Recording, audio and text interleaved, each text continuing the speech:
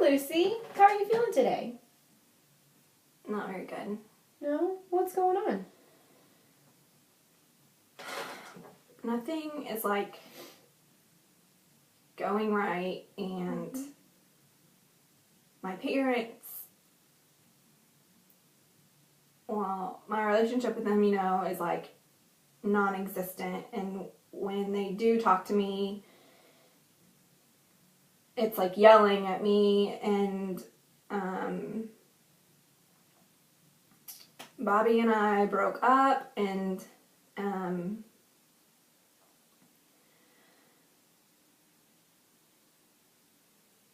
I don't know what happened, and but I haven't talked to him for several days, and I don't know, I just feel really lonely, and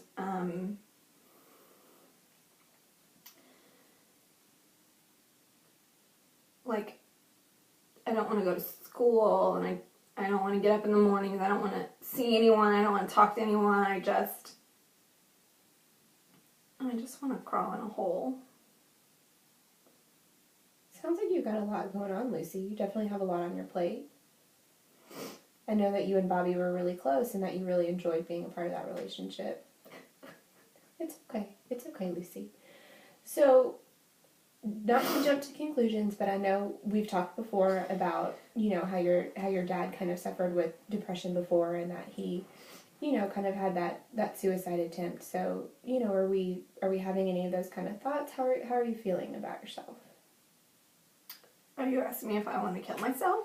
No, I just kind of wanted to discuss what you're feeling. It sounds like, as you said, you feel like you want to crawl into a hole. Is that, what, can you tell me what that means to you? I'd rather not be here. Be here in my office? Be here on this world, on this earth? Okay. I know that's really scary to have thoughts like that. I know this is a little strange, but I do want to call my supervisor in. I think you've met Bob before. He has the same confidentiality agreement that I do, and just so we have somebody else in here, just kind of listening and being a part of our team.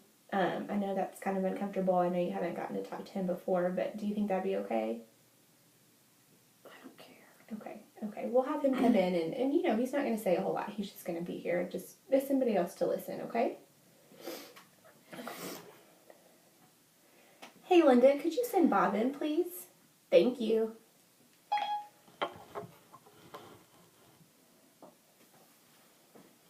Hey, Bob, thanks. Can you just join us for just a minute? Okay.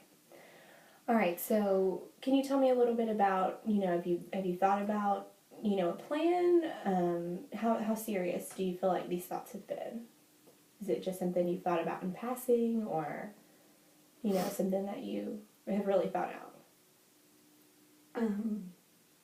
I thought about it. Can you tell me how seriously? Have you thought about how you might want to kill yourself? It would just be easier. It would just be easier just to not have to deal with this anymore, and it would be easier to just be gone and just go to sleep and not wake up. So you feel like by not being here that everybody would be better off? I'd be better off. They probably would be too. Yeah. What about, can we talk about your sister for a minute, your younger sister? I know that, she's really been there for you during this time, with your parents and everything, and I know that relationship means a lot to you. How do you think she would feel if you weren't here anymore? There wouldn't be anybody for her, and she'd be left with my parents. So that's somebody that's definitely worth sticking around for, don't you think? She'd be okay, though. Do you think so? What would it be like for you if your sister wasn't around? I'd miss her, but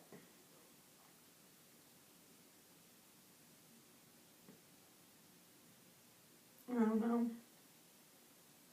I know we've talked about several of your friends at school, and I know you feel like, those friendships have kind of been slipping, but I know that you also have, kind of a support system there and people that you really care about. How are those friendships going? I don't talk to him anymore. Why is that? Because I spend all my time with Bobby. Yeah. Well, I know that this breakup with Bobby has been really hard, but do you think that maybe those are friendships that you can explore again? I don't know if they want to be friends with me anymore.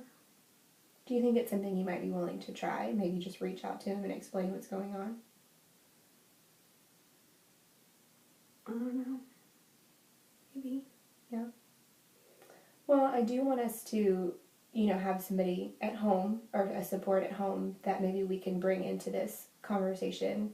I know that's going to be really hard, and I assume you don't want that to be your parents. Not even your mom? Okay. I know we have your sister, and I know she's younger than you. I don't know, do you feel comfortable sharing any of this with her?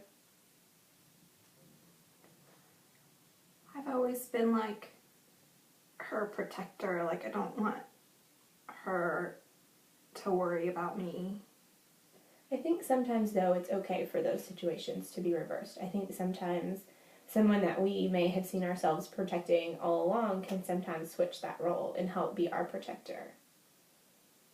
What about your older sister? I know she's been coming around a little bit more. Would you feel comfortable talking to her about it? Maybe. Yeah.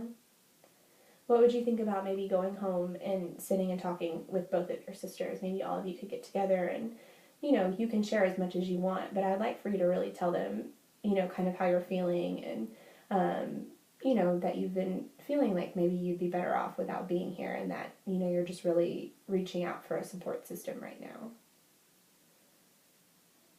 I know that they both care about you and that they would both want you to still be here with them. Do you think that's something you could do?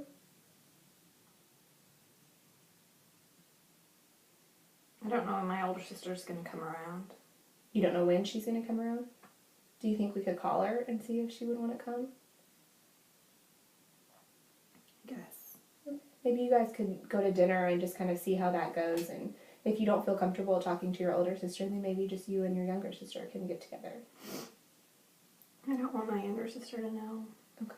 Do you think you'd just rather talk to your older sister? Okay. Let's do that then. I'd really like for you to do that. But I would like for you, even if you don't want to tell your younger sister, to just remember her and how important of a part of her life that you are.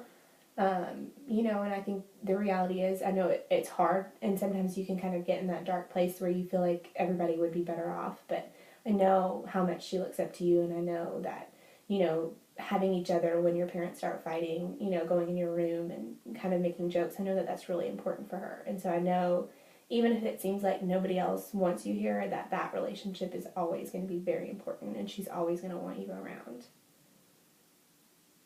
I would like to do one more thing. We have something called a no-harm contract, and it's literally a piece of paper that's just going to be between me, you, and my supervisor, and hopefully we can get your sister on board with that as well after you talk to her. I'm going to print it out, but it's just basically going to say, that you're not going to harm yourself, and that if you do start to feel that you want to kill yourself again, depending on how serious it feels, if you feel like it's right away, I want you to call 911 and talk to somebody. If you're just feeling scared by those thoughts, then I want you to call me, okay? And I'll have my phone with me. You can call me, you can call my supervisor, and I want you to call your sister as well. Okay, I definitely want us to continue to work through this, because I know that this is just a really dark time for you, but that I know how strong you are, and I want you to be able to get through this. Do you think you could sign that with me?